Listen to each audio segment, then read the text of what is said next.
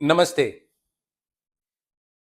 છેલ્લા લગભગ 10 વર્ષથી ગુજરાતના પ્રાણ પ્રશ્નો, સમસ્યા, પીડા કે ઉપાધિ જનતાની જે સરકારી પરિપ્રેક્ષમાં ભાગે આવે છે, એની અનેક વખત અલગ અલગ મુદ્દા સાથેની રજૂઆત સરકાર સમક્ષ અમે કરી. ચાહે વિડીયોના માધ્યમથી, તો ક્યારેક મીડિયાના માધ્યમથી, તો ક્યારેક પત્રો લખીને.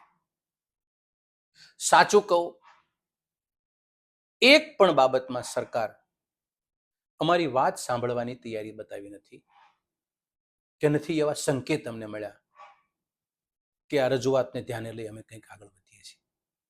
આટલી નિર્દય સરકાર ભારતીય જનતા પાર્ટીની છે. તમને કહેશે કે હું તમારી થાળીમાં દૂધ પીરસું, પણ ડ્રગ્સ પીરસી દે, આ એ પ્રકારની ભાજપાની સરકાર છે. કેટલીક ટીકા કરવી આની. ક્યારેક એવી વાત પણ આવી જાય મનમાં કે હવે આ ભાજપાની સરકારને કહેવાનું જ બંધ કરી દો, કશું કહેવું નથી.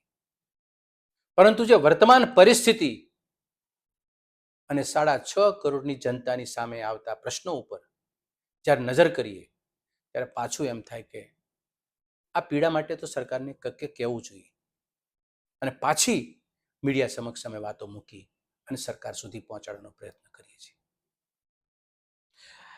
આજે હું વાત કરવા જઈ રહ્યો છું એ અતિ ગંભીર અને એક એવો જ્વલંત મુદ્દો છે જે મુદ્દા ઉપર આપણે વાત નહીં કરીએ તો આવનારી પેઢી ઉથલી પડશે.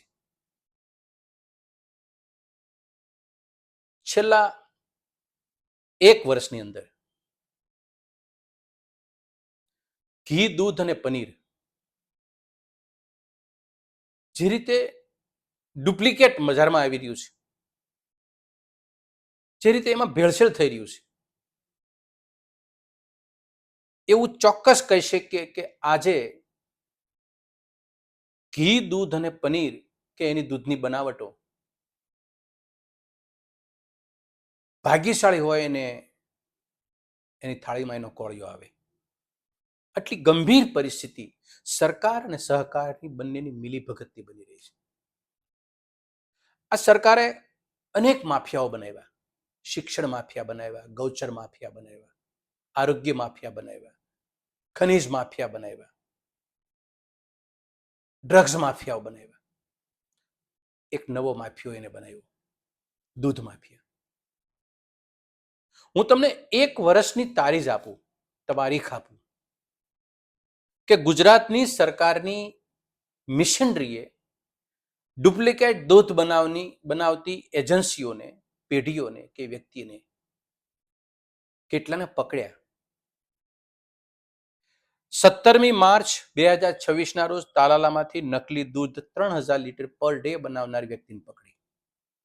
7મી ફેબ્રુઆરીએ 2026ના રોજ પ્રાંતિજની અંદર 1500 લીટર ડુપ્લિકેટ દૂધ બનાવનારી ફેક્ટરીને પકડી.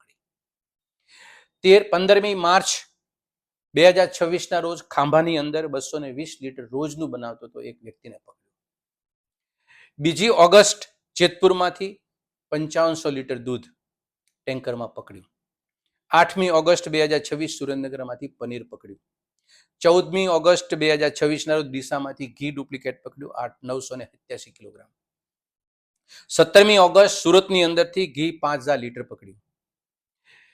19 ઓગસ્ટ 2026ના રોજ ખડિયામાં એક વ્યક્તિ, જુનાગઢ જિલ્લાનું ખડિયા ગામ, 60 લીટર રોજનું બનાવી અને ડુપ્લિકેટ દૂધ વેચતો હતો.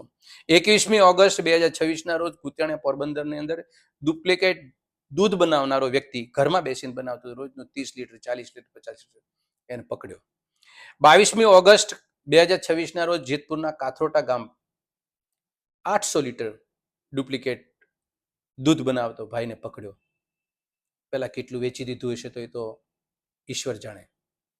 અને 2 દિવસ પહેલા 23મી ઓગસ્ટ 2026ના રોજ જામનગર ખાતે કાલાવડ વિસ્તારમાં 7150 ડુપ્લિકેટ દૂધ પકડ્યું. આ મેં વાત કરી, આ પોલીસે કે સરકારી તંત્રએ પકડ્યું. હવે તમે થોડી કમથી એ પણ કલ્પના કરી નાખો કેટલું પી લીધું, ડુપ્લિકેટ, કેમિકલ યુક્ત. આ તમામ બાબતે સરકાર કેટલી ગંભીર? સરકારમાંથી કોઈ અવાજ આવશે, કોઈ ભાજપનો કોઈ આગેવાની કહે છે કે સરકારી તંત્ર તો જાગૃત છે, આ તો પકડે છે. પણ સવાલ પકડવાનો નથી, અને પકડાય એ વાત સારી છે, પણ આ ડુપ્લિકેટ દૂધ બનાવનારી જે ઈસમો છે, જે ઘાતકી લોકો છે, જે માફિયાઓ છે, એ પુનરાવર્તિત ગુના કેમ કરે છે? એને એમ કેમ ન થતું કે આ સરકાર મને જેલ હવાલે મોકલી દેશે તો મને જિંદગી મારી બગાડ નાખશે, મારી પરિવાર મારો રજળી પડશે, મારે આ ધંધો ના કરાય એવી ધમકી કે એવી એને ડર કે એ કેમ નથી? એનો મતલબ એમ કે સરકાર હાથ ફેરવતી ફેરવતી પોલીસ એને પકડે છે, ગુનો કરનાર ઉપર હાથ ફેરવતો ફેરવતો ગુનેગારને પકડે છે. એની સાથે જે વ્યવહાર ઉચિત થવો જોઈએ સરકાર તરફથી નથી થતો, એટલે ઈ ઈસમો દૂધ માફિયાઓ એમનામ જમીન ઉપર રહે છે અને કામ કરતા રહ્યા છે. આ બંને વચ્ચેની ભેદ રેખા મેં વાત કરી. ઇતિહાસ તો બહુ ભયાનક છે ગુજરાતની ભાજપા સરકારનો. સરકારની અંદર તમે અગાઉ જોયું છે, આ તો દૂધ ઘી પનીરની વાત થઈ. ખોરાક નકલી, રાસાયણિક ખાતર નકલી, દૂધ નકલી, દવા નકલી, ડોક્ટર નકલી, અને અત્યારે તો દારૂ પણ નકલી. સીબીઆઈ, ઈડી, પોલીસ બધા નકલી. પીએમઓમાં, સીએમઓમાં એમાંય નકલી. પીએસઆઈ, એસપી એ પણ નકલી. કોઈના પીએ નકલી તો સીએ નકલી, જજ નકલી, કોર્ટ નકલી, અન્ય કચેરી નકલી, કલેક્ટર નકલી, ટોલ નાકું નકલી, છેલ્લે આપણી કરન્સી પણ નકલી. ભારતીય જનતા પાર્ટીની અપરંપાર કૃપાથી નકલ નકલ ને નકલ આ ગુજરાતની અંદર ને દેશમાં છે. આપણે એને શું કહીએ છીએ? ગુજરાતમાં ડબલ એન્જિનની સરકાર, ડબલ જોશથી આ નકલ આપણો ભોગ લઈ રહી છે. અને દુઃખ સાથે કહેવાનું મત એટલામાં મન થાય કે 6 મહિનાનું બાળક અને 70 વર્ષનો વૃદ્ધ, એ વ્યક્તિને સૌથી વધુ પોષણયુક્ત ખોરાક એ દૂધ છે, ઘી છે, એને આપણે ઝેર આપી રહ્યા છીએ. આ પરિસ્થિતિનું નિર્માણ જે છે એ ભાજપાની સરકાર કરે, અને પરિસ્થિતિ જોઈ અને અમે બોલીએ છીએ. નક્કી કરી નાખ્યું હોય કે હવે કંઈ નથી કહેવું, છતાંય બોલવાનું મન થાય છે. આ પોઝિટિવ અને સકારાત્મક રીતે ગુજરાતની 6.5 કરોડની જનતા વિચારે. તમારા ઘરમાં પણ બાળક છે અને સરકાર તમારી સાથે આવો વ્યવહાર કરે છે, તમે શું વિચારશો? અમને ટીક્કાની નજરે જોવાથી અમે દૂધમાંથી ફોરા નથી કરતા, આ નકલી દૂધ તમારા ઘરમાં આવે છે, એ દૂધની સાવચેતીપૂર્વક તમને ટકોર કરીએ છીએ કે આ સરકાર તમારા બાળકોને ઝેર પાઈ રહ્યું છે. એટલા માટે મેં વાત કરી કે તમને એમ કે છે કે અમે તમારા બાળકને તમારી થાળીમાં દૂધ આપી રહ્યા છીએ, પણ ના, એ તમને ડ્રગ્સ પીરસી રહ્યા છે. આજે વર્તમાન પરિસ્થિતિની એની ફલશ્રુતિ છે સરકારની, એ મેં વાત કરી.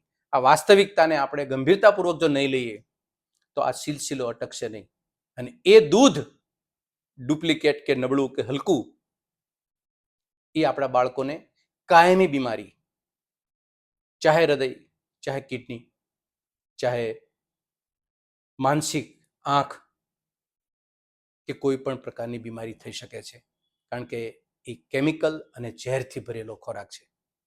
સજીવ સૃષ્ટિને પણ બાકી નથી રાખી, પશુ પંખીને પણ બાકી નથી રાખ્યા, ત્યાં સુધીની પણ નિર્દયતાથી આ સરકાર કામ કરે છે. એટલા માટે આ ફરી બોલવાનું મન થયું છે, અને આપ સૌને સ્પષ્ટ બનાવવા માટે કે સરકાર આપણા માટે જે ચિંતા કરે છે એ ચિંતા ખરેખર 6.5 કરોડની જનતાની છે કે આવા માફિયાઓની છે, એ આપણે સ્પષ્ટ બનીએ. આભાર.